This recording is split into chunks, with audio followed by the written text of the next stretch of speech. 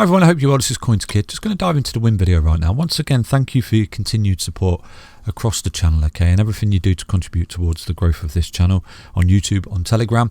We're really happy that we're helping you, okay, and that's what we're doing.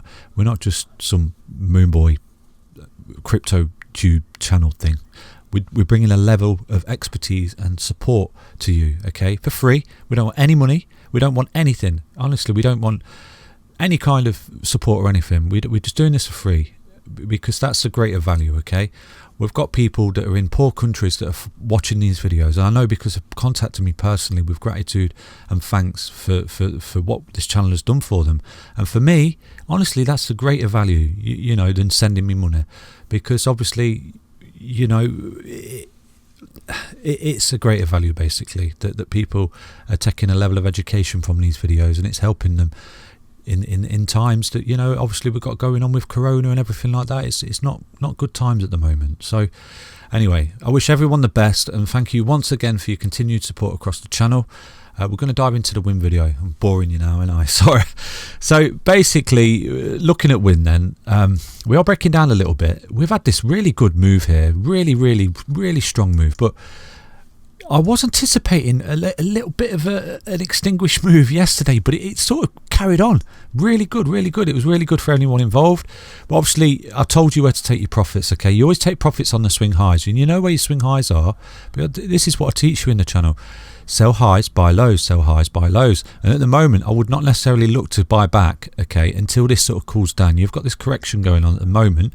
It's not necessarily a bad thing, okay? It was needed because this may form like one big red candle in a wick, hopefully, for those involved that have not sold already, you know.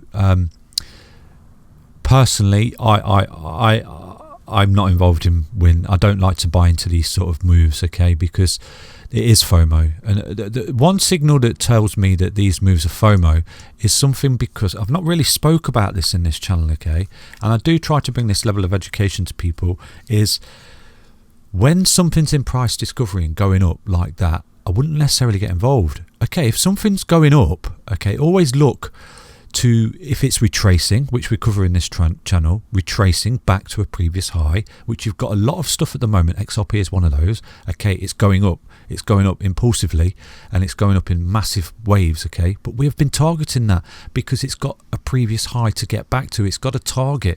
When something's in price discovery, it's really dangerous to get involved, okay, in these FOMO waves.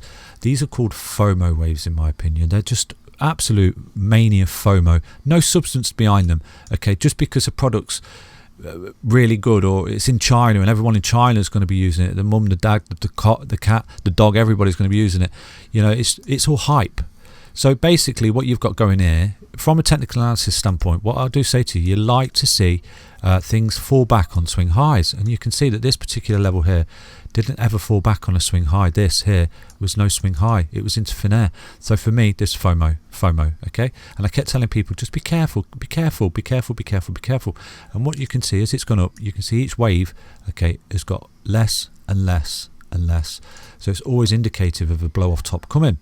And I did say to you, you always want to come back and see the EMA retest. So this is a perfectly healthy thing that's happening at the moment. Yeah, I want it to go up, okay, but let it cool down, let it calm down, go sideways, consolidate for a bit, have a bit of a breather, let these EMAs catch up to it in a really healthy way, okay, because this was unhealthy. This FOMO move here was unhealthy, okay, it was really unhealthy.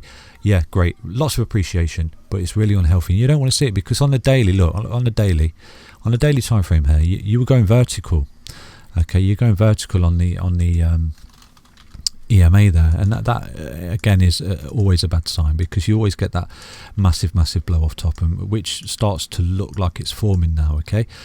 It's not conclusively that it will stay like that. I just want to bring that to your attention. But anything that's shooting up into price discovery like this, going to the moon, okay, so they say, going to the moon, always just be wary. Always just wait. Be patient, okay? Just be patient. What's the difference? If this is going to the moon, right? This is what I tell people. If this is going to the moon, what's the problem with just waiting for an EMA retest? Okay, so an EMA retest, okay, that's going to the moon. Oh no, I'm missing out. FOMO, damn, no. Oh no, I'm missing out. But if it's going to the moon, if it's going up there to where people are saying it's going to go, just wait for it to pull back and get involved in it. You know, like you could have waited when this was going up and pull back to the EMA, get involved in it. This is what I always say to people, not financial advice, just a level of common sense, okay? Just apply that a level of common sense. There's a serious level of FOMO in this market, and that's what actually creates the end of the market, and especially these sort of cycles, because what happens is it doesn't take a rocket scientist to work out that this keeps going up and people keep buying, and then when it hits a peak, just like it is now, what do you think that is? That's everyone selling and trying to get out. This could keep carrying on, but open it's not. At the moment, it's being supported by the EMA, which is healthy. We did want to see that EMA retest, okay? So hopefully, by the time we recorded this, you know, we've got that wick, and this looks something like this down there, and you got that wick, and it's bounced off this EMA.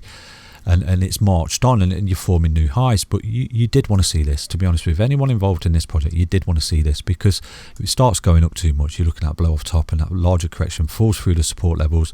And especially, again, we'll switch back to the daily time frame there. You see it just starts to roll back down, and look at that for a correction. If it was to come back down to that EMA there, okay, if it would start to fall back to that EMA, you are looking at a massive, you know, 50% correction there. Or from the top there, if people are buying at that top there, down to that EMA, you're looking at a whopping 67% correction. So always trade with caution, okay? Always apply a level of common sense to these things. Because in time, what this will eventually look like, after this sort of consolidates, cools down, which you want to see, you can see the EMA is looking relatively healthy now, curling around a bit. You want to see that, because it went up there, started to curl around a bit, went sideways, formed this bull pennant, okay? This is a daily time frame. Form that bull pennant like that, and you can see as well, these bull pennants have targets, okay? So the actual target, and this is actually where it could fall back to if it does correct, because that's where it was only supposed to go. It was only supposed to go up to there, consolidate, take a leg up, consolidate, take a leg up, because that's healthy organic growth right there. This is FOMO, okay? So basically, a bit of charting 101 there. I'm not saying it's going to crash to oblivion. I'm saying that you're potentially looking at a little level of consolidation. Test some of these EMA levels, especially on the 4 hourly there. You can see it's testing that 20 EMA right there. Now it's sitting on it beautifully, which is good. You do want to see that. Look how nice that looks now. Okay, look how nice that looks now. It's gone up and it's back testing this EMA. It's getting that kiss off it, acting as support. That's great. You don't want to see it fall through that, because if it starts to fall through that, okay, back test as resistance, can't get back above it, you will start seeing it come down to this 55, and then, you know, potentially gets caught between a rock and a hard place.